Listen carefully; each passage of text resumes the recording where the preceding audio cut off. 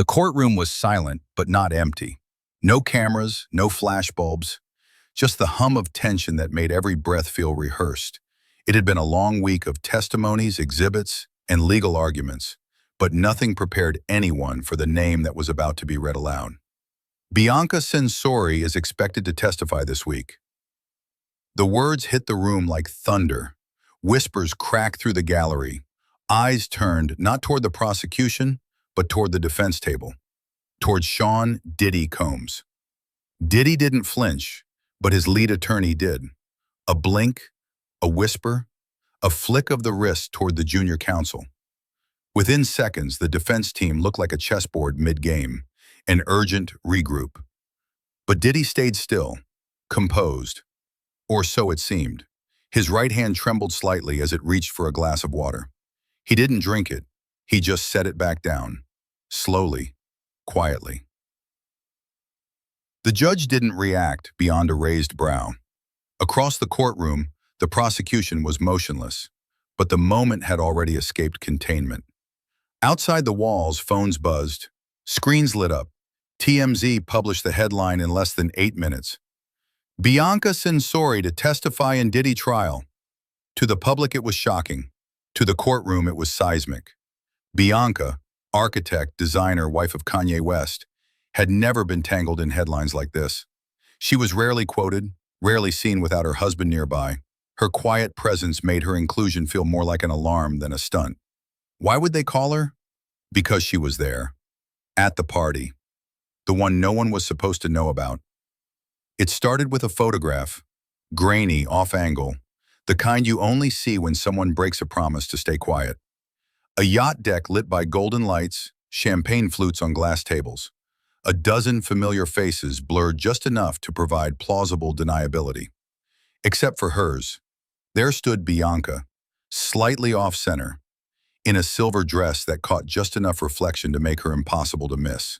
Her expression was unclear, half smile, half wince. And just behind her, a man leaned in. Face shadowed, profile just visible. Unconfirmed by the press, confirmed by the prosecution. Inside their home the night before the subpoena, Kanye had seen the photo first. The room went still. He didn't speak, just stared, for 5 full minutes. When Bianca walked in, he looked up, held out the photo without a word. "Do you remember this?" She didn't answer. She didn't need to. Her silence told the story. That morning, 7:12 a.m., the knock came. Bianca stood in the kitchen, staring into a cup of tea gone cold. Kanye was upstairs, pacing through a phone call with his publicist. When she opened the door, the man in the navy suit didn't smile. "You've been served, ma'am." No pleasantries, no explanation, just a sealed envelope, heavy with implications. Inside, the language was clinical, official. The state of New York requested her appearance as a material witness in the matter of the People versus Sean Combs. The paper didn't care who she was married to. It didn't care about her profile. It only cared that she had been seen, present, and now relevant. Kanye came downstairs mid-sentence. His face changed the second he saw the envelope. He didn't finish his call. He didn't finish his thought. He just stared at her. "They want you to testify?" She nodded. He didn't speak for a while. Then finally, "You don't have to do this." But Bianca knew better. This wasn't about what she had to do. It was about what she couldn't ignore anymore. That photo was more than proof. It was memory. A memory she'd tried hard to file away. The laughter that didn't feel right. The music that was too loud. The stares that lingered a second too long. She had written about it once, in a notebook buried deep in a drawer. Just a few lines. One in particular stood out. It felt like a place where the truth goes to drown. She had stayed silent back then, because that's what people do when they're afraid. They tell themselves they imagined it, that they misunderstood, that nothing happened. But something did. And now the courts wanted her to tell them what. By midday, the internet had already turned. Commentators speculated on what Bianca might say. Some claimed it was just another celebrity name thrown in for drama. Others whispered that if she was called, there was more to the story than anyone realized. At the defense table, Diddy's attorneys were already drafting a motion to block the testimony, to challenge its relevance, to claim hearsay. But they knew one thing. If Bianca Censori took that stand, it wouldn't just be about what she saw. It would be about everything she didn't say before, every silence that now had a voice. And Diddy, silent, still, hands clasped tightly, knew it too. Before there were courtrooms, subpoenas, and legal headlines, there was just a picture. A single photo, fuzzy, dim, almost forgotten. It wasn't posted online. It wasn't shared with tabloids. It was kept, quietly, like a secret someone wasn't ready to let go of.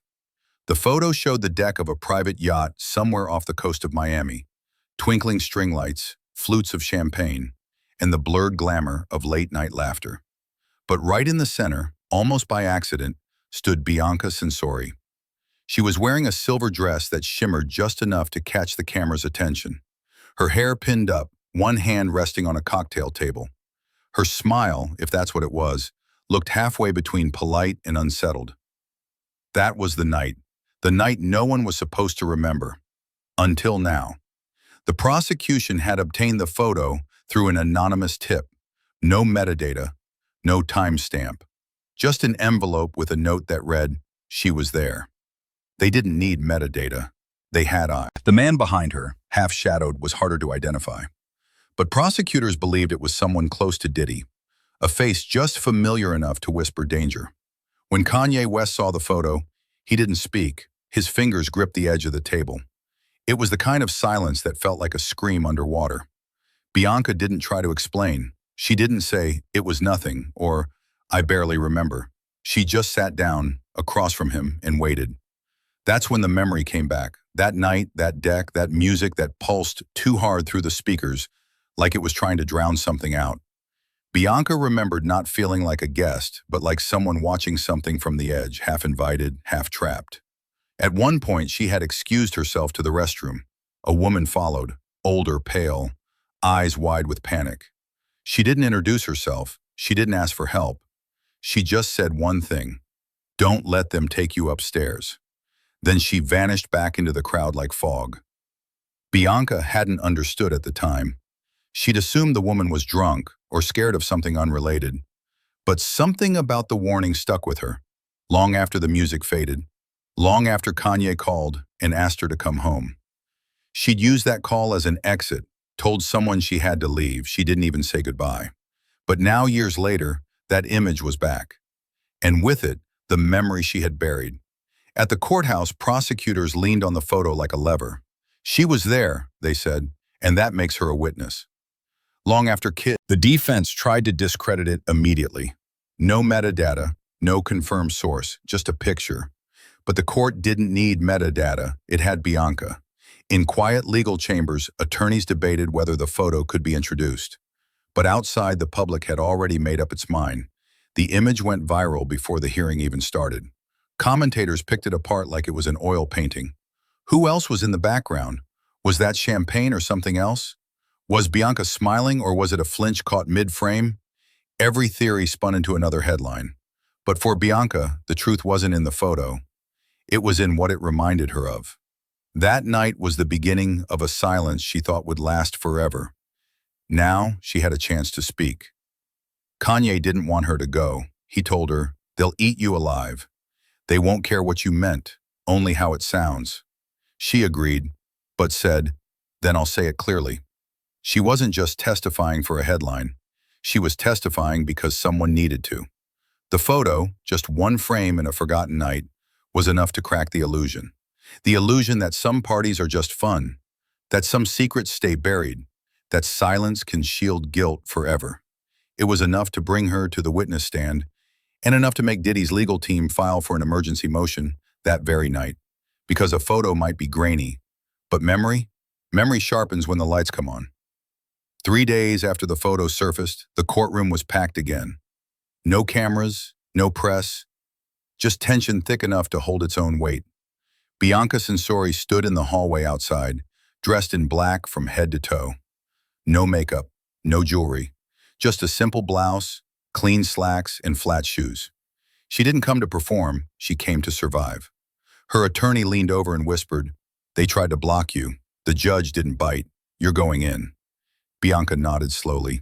Her hands were cold, but her voice when she spoke was calm. "I'm ready." Inside, Diddy sat at the defense table, jaw clenched tight, eyes locked on the door. He hadn't looked this tense in weeks, not when former associates fumbled their statements, not even when photos were shown to the jury. This was different. This was personal. The judge returned to the bench, reviewed the final motion. It had come from Diddy's lawyers just that morning, another attempt to exclude Bianca's testimony on the grounds of irrelevance and prejudice. "Motion denied," the judge said flatly. And that was it. The courtroom shifted. Not in noise, but in energy. The bailiff stepped into the hallway. "Miss Censori, you're up." She entered without hesitation. Every head turned as she walked toward the witness stand. Diddy didn't blink. His lawyers scribbled notes furiously, but the room wasn't watching them anymore. Bianca placed her hand on the Bible and swore to tell the truth. And with that, silence fell over the courtroom like a thick curtain. The prosecutor approached, calm and composed. "Ms. Censori, thank you for being here. We understand this isn't easy." "It's not," she replied. Her voice was quiet, but unshaken. "Let's start with this image." He handed her a printed copy of the infamous photo. She took it, glanced at it, and nodded. "That's me," she said. "I was there." "And this was taken on Mr. Combs's private yacht?" "Yes. I didn't know what kind of party it was going to be. I just knew someone said it was an industry thing." "What do you remember about that night?" Bianca paused. Not because she didn't remember, but because she remembered too much. It felt strange. Like everyone else knew a rule book I didn't. I saw people having fun, but I also saw people watching each other too closely, whispering, tense. "Did you see Mr. Combs that night?" "Yes. He didn't speak to me directly, but I saw him, watching, talking to certain people."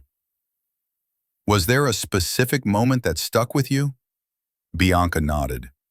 "In the bathroom, a woman I didn't know pulled me aside. She was scared. She told me, 'Don't let them take you upstairs.'" There was a visible shift in the room. Jurors leaned in slightly. One of Diddy's attorneys froze, his pen hovering in midair. The prosecutor's tone softened. "Did anyone attempt to take you upstairs?" "Yes. A man, he wasn't Diddy, but he was clearly part of his circle, said there was a VIP area upstairs. He said Mr. Combs wanted to meet me, personally. Did you go?" "No. My husband, Kanye, texted me at that exact moment. He asked me to come home. I used that as an excuse. I said I had to leave immediately." "And how did the man respond?" She looked down at her hands, fingers folded tightly. "He said, 'You're lucky. Most people don't get to just walk out.'" The courtroom froze. The prosecutor paused, letting the weight of her words settle. "Do you believe that man was acting on Mr. Combs's authority?" Bianca looked up, her eyes calm. "He had a black badge, the same one the other organizers wore, and he said, 'Mr. Combs likes to know who's loyal.' That's what he told me." The defense stood immediately. "Objection, speculative." "Sustained," the judge replied. But it didn't matter. The jury had heard it. And they'd seen Bianca's face when she said it, not vengeful, not angry, just tired of holding it in. Then came the question no one expected. "Miss Censori, under oath, are you prepared to state that Mr. Combs enabled or ignored behavior that made you feel unsafe?" Diddy's attorneys stood so fast their chairs scraped the floor. "Objection, Your Honor, that's an accusation." "Let her answer," the judge said. Bianca exhaled. "I'm saying he saw what I saw, and he let the music keep playing." The silence that followed. 2 hours after Bianca Censori stepped down from the witness stand, the legal team at the district attorney's office received an envelope.